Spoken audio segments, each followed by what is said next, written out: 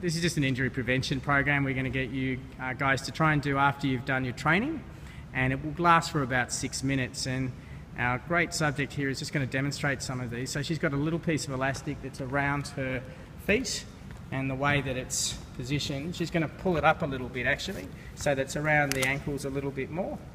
And what I'm going to get her now to do is go up on her tippy toes, and she's got her shoulders right back, and she's going to start walking forwards.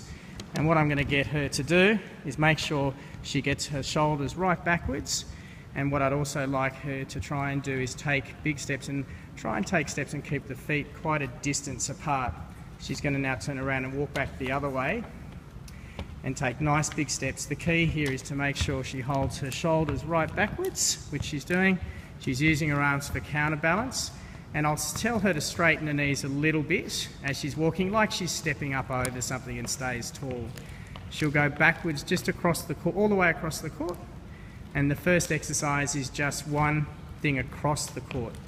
When she gets to the sideline, she's going to turn back around and face towards me, and then I'm going to get her to walk sideways. So sideways facing me, and she's going to walk to the side.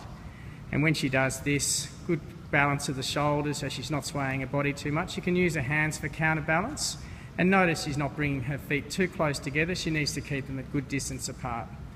Use the arms for good counterbalance again, and she's doing that really well, and she's going to go all the way to the side of the court. We'll cut this a little short, and she's going to now go down onto her side, and lying just down on her side, get rid of the elastic, and she's going to do a side lift. Notice when she does this, she's up on her elbow, and we're going to take her from the side, and she's lifting the top leg up, and you can see here that her shoulders, hips and knees are all on the one line. And she'll go through and do 20 reps. And I'm going to get her very kindly to point to which muscle it is. No, it's actually the muscle underneath. So it's on the lower muscle. So she's going to be strengthening the lower one, which is just on your the other one, the one on the other side, underneath. Yeah, that one. So it's actually the underneath muscle, and she'll do 20 reps of this, and then we'll get her to change sides. And she'll do this on the other side, and doing really well. And this is her strengthening of 20 repetitions. So what we're going to try and get you to do is just these 3 exercises. It'll take you no more than 6 minutes after training to start with.